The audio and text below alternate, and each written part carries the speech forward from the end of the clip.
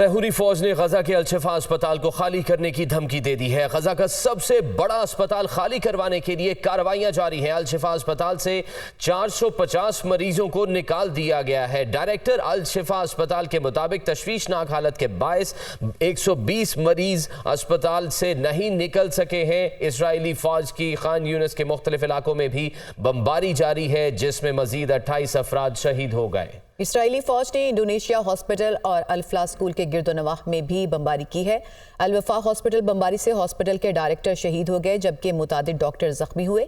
सहूनी फौज ने गजा के शुमाली इलाकों में भी मुतादिद मकामात पर बमबारी की। गजा में सेहत का निज़ाम मुकम्मल तौर पर तबाह हो चुका है और सेहत का निज़ाम तबाह होने से बीमारियां फैल रही हैं, ये बताया गया है फ़लस्तीनी वज़ारत सेहत की जानिब से। जबकि इसराइली हमलों में शहीद होने वाले अफराद की तादाद 12,000 से तजावुज़ कर गई है। शहीदों में 5,000 से ज़ायद बच्चे और 3,300 से ज़ायद ख़वातीन भी शामिल हैं। गजा में 1,800 बच्चों समेत तकरीबन 4,000 फ़लस्तीनियों का मलबे तले दबे होने का भी खदशा है।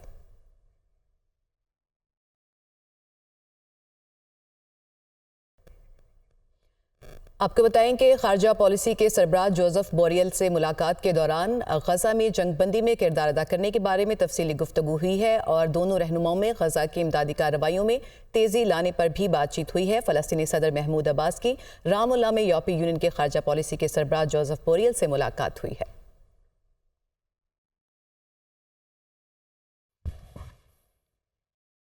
गजा में इंसानी हमदर्दी के हेडक्वार्टर पर इसराइली बमबारी बैनुल-अक़वामी कवानीन की खिलाफ वर्जी है। अक़वाम मुत्तहिदा में तैनात कतरी सफारतकार आलिया अहमद बिन सैफ का बयान कहती हैं कि इसराइल गजा पर हमले के जंगी जराइम का मुर्तकिब हो चुका है। उन्होंने मजीद कहा कि रिहायशी इमारतें, पनाह गज़ीन कैंप्स और हॉस्पिटल्स को निशाना बनाना इंसानियत नहीं। गजा से मुतालिक अक़वाम मुत्तहिदा की सलामती कौंसिल की करारदाद पर फौरी अमल दरामद किया जाए। आलिया अहमद बिन सैफ ने गजा में फौरी तौर पर इंसानी बुनियादों पर जंगबंदी का भी मुतालबा किया है। गजा में इंसानी हमदर्दी के हेडक्वार्टर पर इसराइली बमबारी बैनुल-अक़वामी कवानीन की खिलाफ वर्जी है। अक़वाम मुत्तहिदा में तैनात कतरी सफारतकार आलिया अहमद बिन सैफ का बयान कहती हैं कि इसराइल गजा पर हमले के जंगी जराइम का मुर्तकिब हो चुका है। उन्होंने मजीद कहा कि रिहायशी इमारतें, पनाह गज़ीन कैंप्स और हॉस्पिटल्स को निशाना बनाना इंसानियत नहीं। गजा से मुतालिक अक़वाम मुत्तहिदा की सलामती कौंसिल की करारदाद पर फौरी अमल दरामद किया जाए। आलिया अहमद बिन सैफ ने गजा में फौरी तौर पर इंसानी बुनियादों पर जंगबंदी का भी मुतालबा किया है। आगे बढ़ते हुए आपको बताएं कि नैब टीम की जेल में चेयरमैन पीटीआई से आज की तफ्तीश मुकम्मल हो गई है। जराये के मुताबिक नैब टीम अडियाला जेल से वापस इस्लामाबाद रवाना हो गई है। नैब टीम 6.25 घंटे तक अडियाला जेल में मौजूद रही। तफ्तीश के दौरान मुख्तलिफ दस्तावेज से मुतल्लिक सवालात पूछे गए। नैब टीम की जेल में चेयरमैन पीटीआई से आज की तफ्तीश मुकम्मल हो चुकी है। नैब टीम अडियाला जेल से वापस इस्लामाबाद की तरफ रवाना हो गई है। नैब टीम ने आज 6.25 घंटे तक अडियाला जेल में साबिक चेयरमैन पीटीआई से जो है वो सवालात किए। तफ्तीश के दौरान मुख्तलिफ दस्तावेजात से मुतल्लिक उनसे पूछा गया है। तो नैब टीम की जेल में चेयरमैन पीटीआई से आज की तफ्तीश मुकम्मल हो गई है।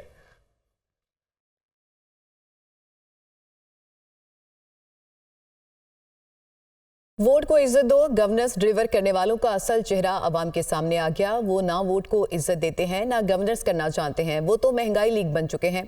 मैं अपनी 16 माह की कारकर्दगी पर इलेक्शन लड़ने को तैयार हूँ। मेरे साथियों से पूछें कि क्या वो अपनी 16 माह हुकूमत की कारकर्दगी पर इलेक्शन लड़ने को तैयार हैं।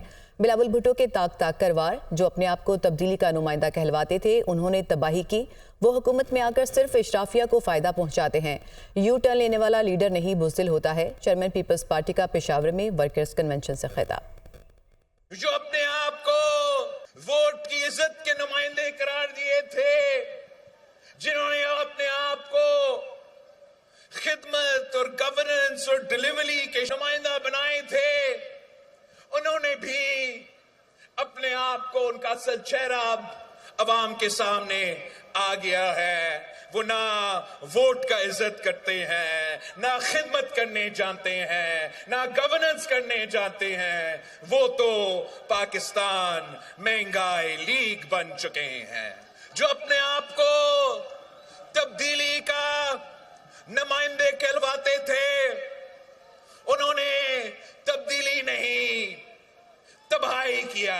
पाकिस्तान के अवाम समझाएं कि यू टर्न लेना लीडर का निशानी नहीं, बुज़दिल का निशानी है। मैं अपना 16 महीना का कर्तव्यगी पे ना सिर्फ फख्र करता हूं, मगर उस पे इलेक्शन लड़ने के लिए तैयार हूं। जो मेरे साथ उसी कैबिनेट में बैठते थे, उनसे आप पूछे कि क्या वो अपना 16 महीना के कारकर्दगी पे इलेक्शन लड़ने के लिए तैयार है। अगर आज भी कोई समझता है कि वो जबरदस्ती किसी को वजीर आजम बना सकते हैं, तो ये इनका गलत फहमी है। ये 70 साल के नौजवान से, ये 70 साल के सियासतदान से हमारा मुतालबा है अब कि घर बैठे, मस्जिद में बैठे दुआ करें मुल्क के लिए। दूसरी दफा वजीर आजम बनाने के बजाय या चौथा दफा वजीर आजम बनाने के बजाय कि हम पाकिस्तान का नौजवान नस्ल के लिए रास्ता बनाएं ताकि हम इस मुल्क की नुमाइंदगी कर सके। दूसरी जानिब लीगी रहनुमा राना सनाउल्लाह का कहना है कि इलेक्शन में हमारी पोजीशन बेहतर है। नून लीग ज्यादा अक्सरियत से हुकूमत बनाएगी। नून लीग पंजाब से 120 से 125 सीटें लेगी। इलेक्टेबल्स होना कोई गाली या बुराई नहीं। तमाम जमातें इलेक्शन में हिस्सा लेंगी। हमें यकीन है कि अवाम नवाज शरीफ पर एतमाद करेंगे। क्या हम लाडले इसलिए हो गए हमारे खिलाफ झूठे केसेस खत्म हो गए? अगर किसी ने 9 मई को कुछ किया है तो कानून का सामना करना पड़ेगा। अल्लाह ताला हमें पूरी उम्मीद है, यकीन है कि मियां नवाज शरीफ के ऊपर पाकिस्तान के अवाम एतमाद करेंगे। हमारी पोजीशन बेहतर है और we are in winning position. Electable की टर्म है। देखिए, जो आदमी इलेक्टेबल होता है ये कोई गाली नहीं है या ये कोई बुराई नहीं है। बाकी अगर कोई और लीडर या कोई और जमात जो है वो दावा करती है तो उस दावे के ऊपर जो है वो हमें कोई इतना ज़्यादा कंसर्न नहीं होना चाहिए। चौधरी परवेज़ इलाही साहब बात कर रहे हैं या दूसरे लोग भी, एक तरफ तो वो कह रहे हैं कि जी इलेक्शन फ्री होंगे, फेयर होंगे, और दूसरी तरफ जब उनको ये मालूम होता है कि मुस्लिम लीग नून जो है वो कामयाब हो जाएगी तो फिर वो कहते हैं कि नहीं जी, हमें इक्वल लेवल प्लेइंग फील्ड जो है वो नहीं मिल रही। हमारे ख़िलाफ़ झूठे मुकदमों का कायम होना लेवल प्लेइंग फील्ड है या उनका कायम रहना जो है वो लेवल प्लेइंग फील्ड है? हम बिल्कुल इस हक में हैं कि तमाम सियासी जमातों को इलेक्शन में हिस्सा लेने की इजाज़त होनी चाहिए। हम किसी जमात के ऊपर पाबंदी के हक में नहीं हैं, लेकिन अगर किसी ने कोई जुर्म किया है, अगर किसी ने 9 मई को या उससे आगे या पीछे कुछ किया है तो वो तो उसे फेस करना पड़ेगा। मामला ये है कि हम लाडले इसलिए हो गए हैं कि हमारे खिलाफ जो झूठे केस थे वो ख़त्म हो गए हैं। क्या झूठे केस हमारे ऊपर कायम रहने चाहिए? आशियाना इकबाल हाउसिंग स्कैंडल केस में शहबाज शरीफ को बड़ा रिलीफ। एहतसाब अदालत ने शहबाज शरीफ, आहत चीमा समेत 10 मुल्जिमान को बरी कर दिया है। एहतसाब अदालत ने मुल्जिमान की बरीयत की दरख्वास्तें मंजूर कर लीं। नुमान नूर तफसीलात रिपोर्ट करेंगे।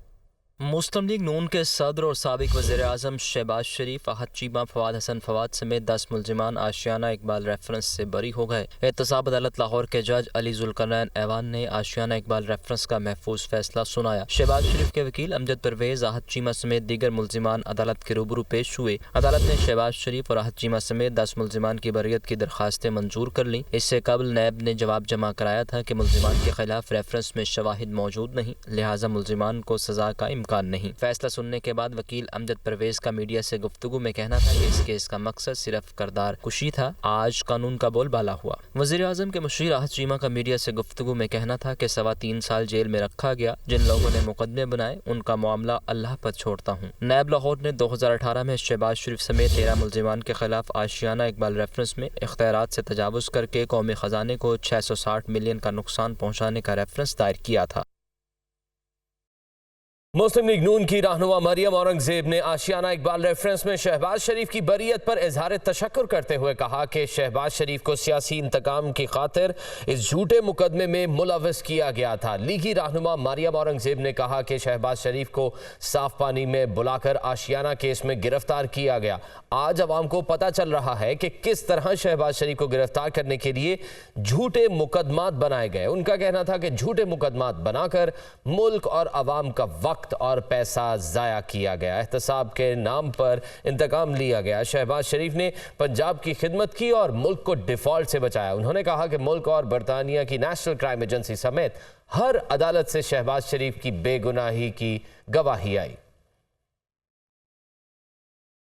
मुस्लिम लीग नून के कायद मोहम्मद नवाज शरीफ से अमरीकी सफीर डोनाल्ड ब्लूम की मुलाकात। पाकिस्तान और अमरीका के दरमियान ताल्लुकात की अहमियत और मुस्तहकम शराकत दारी पर जोर दिया गया। मोहम्मद नवाज शरीफ ने इसराइली बमबारी के नतीजे में बेगुनाह फलस्तीनियों की शहादतों के मसले को उजागर किया और गजा में फौरी जंगबंदी पर जोर दिया। मुस्लिम लीग नून के कायद मोहम्मद नवाज शरीफ से अमरीकी सफीर डोनाल्ड ब्लूम की जाती उम्रा में मुलाकात। अमरीकी consulate Lahore Kristen Hawkins, chief organiser Maryam Nawaz Sharif, senator Ishaq Dar और मरियम औरंगजेब भी मुलाकात में मौजूद थी। मोहम्मद नवाज शरीफ ने पाकिस्तान और अमरीका के दरमियान ताल्लुकात की अहमियत और मुस्तहकम शराकत दारी पर जोर दिया। नून लीग की जानिब से जारी इलामे में कहा गया है कि मुलाकात के दौरान दोनों रहनुमाओं ने पाकिस्तान की सियासी और माशी सूरत-ए-हाल, खास तौर पर आम इंतखाबात की तैयारियों के हवाले से तबादला ख्याल किया। उन्होंने इत्तेमाद के इज़हार किया कि मुल्क को दरपेश बहरानों से निकालने के लिए पाकिस्तान के अवाम मुस्लिम लीग नून को फिर से कायदाना किरदार देकर भरपूर इत्तेमाद करेंगे। एलामी के मुताबिक दोनों ममालिक के दरमियान पुख्ता और मुस्तहकम शराकतदारी की अहमियत का एहतराफ किया गया। ताउन के नए इम्कानात की तलाश और इन कामयाबियों पर ताल्लुकात की मज़ीद इस्तावारी की अहमियत तस्लीम की गई, जो अमरीका और पाकिस्तान दो तरफा मजबूत और फाल ताल्लुकात से इबारत रहे हैं। मोहम्मद नवाज शरीफ ने इसराइली बमबारी के नतीजे में बेगुनाह फलस्तीनियों की शहादतों के मसले को उजागर किया और गजा में फौरी जंगबंदी पर जोर दिया। अमरीकी सफीर डोनाल्ड ब्लूम ने मुल्तान और लाहौर में मुख्तलिफ सियासी जमातों के कायदीन से मुलाकात की। मुलाकातों में आज़ादाना मुनसिफाना इंतखाबात और पाकिस्तानी अवाम के हक राय दही पर तबादला ख्याल किया गया। इस मौके पर पाक अमरीका तजारती और सरमायाकारी ताल्लुकात की मजबूती पर भी गुफ्तगू हुई। इस्लामाबाद से ये रिपोर्ट देखिए। अमरीकी सफीर डोनाल्ड ब्लूम की मुल्तान और लाहौर में सियासी शख्सियात से मुलाकातें, आज़ादाना मुनसिफाना इंतखाबात और पाकिस्तानी अवाम के हक राय दही पर तबादला ख्याल। तर्जुमान अमरीकी मिशन जोनाथन की जानिब से जारी बयान के मुताबिक अमरीकी सफीर डोनाल्ड ब्लूम ने मुल्तान में मुख्तलिफ सियासी जमातों के कायदीन से मुलाकात की। इस मौके पर साबिक वज़ीर आज़म यूसुफ रज़ा गिलानी भी मौजूद थे। अमरीकी सफीर ने लाहौर में इस्तेकाम पाकिस्तान पार्टी के बानी जहांगीर खान तरीन से भी मुलाकात की। अमरीकी सफीर ने सियासी रहनुमाओं के साथ पाक अमरीका तजारती और सरमायाकारी ताल्लुकात की मजबूती पर भी बातचीत की, जबकि पाक अमरीका ग्रीन अलायंस फ्रेमवर्क पर भी तबादला ख्याल किया गया। अमरीकी सफारतकारों ने मुल्तान में दरबार शाह रुकने आलम और दरबार शाह शम्स तबरेज का भी दौरा किया, जहां उन्होंने तरक्याती कामों का जायजा लिया और कारोबारी शख्सियात से भी मुलाकात की। अमरीकी सफीर डोनाल्ड ब्लूम ने कहा कि अमरीका जनूबी पंजाब खित्ते की तरक्की के लिए किरदार अदा करता रहेगा। उनका कहना था अमरीका पाकिस्तान में मौसमियाती तब्दीलियों, एनर्जी सेक्टर के मसाइल से निपटने में मदद कर रहा है। जनूबी पंजाब में सकाफती तरक्की देखकर खुशी हुई है। अब आपको लिए चलेंगे निगरान वज़ीर पंजाब मोहसिन नकवी इस वक्त गुफ्तगू कर रहे हैं। किया इन्होंने और उसका रिजल्ट इस बिल्डिंग और इस हॉस्पिटल की फॉर्म में नज़र आ रहा है, तो अल्लाह ताला आपको जज़ा दे इसकी जी। उसके बाद हमारा कुछ अरसे से ये बातचीत चल रही थी। उसके बाद मियाँ एहसन साहब आज से 1 माह पहले एक मीटिंग में साथ बैठे हुए थे, तो हमारी ये डिस्कशन हुई कि पूरे पंजाब में एक भी कैंसर हॉस्पिटल नहीं है जहाँ पे पंजाब हुकूमत मुफ्त में 100% डेडिकेटेड कैंसर हॉस्पिटल कोई भी नहीं है। तो इनका भी दिल उसी तरह दुखी हुआ जिस तरह हम सोच रहे थे, क्योंकि कुछ ऐसे वाक़यात हुए जिसमें हमें ये फ़ील हुआ कि पंजाब हुकूमत का फ़र्ज़ भी है और ज़रूरत भी है कि एक कैंसर हॉस्पिटल रहता होना चाहिए। तो उस दिन एक शख्स ने दुआ कराई कि अल्लाह ताला पंजाब हुकूमत का एक कैंसर हॉस्पिटल बनाने की या कुछ करने की निगरान वफाकी हुकूमत ने सनती मुशावरती काउंसिल तश्कील दे दी। निगरान वजीर तिजारत और सनत डॉक्टर गौहर एजाज को इंडस्ट्रियल एडवाइजरी काउंसिल का चेयरमैन मुकर्रर कर दिया गया। निगरान वफाकी हुकूमत ने 19 रुकनी सनती मुशावरती काउंसिल तश्कील देते हुए निगरान वजीर सनत और तिजारत डॉक्टर गौहर एजाज को इंडस्ट्रियल एडवाइजरी काउंसिल के चेयरमैन मुकर्रर कर दिया।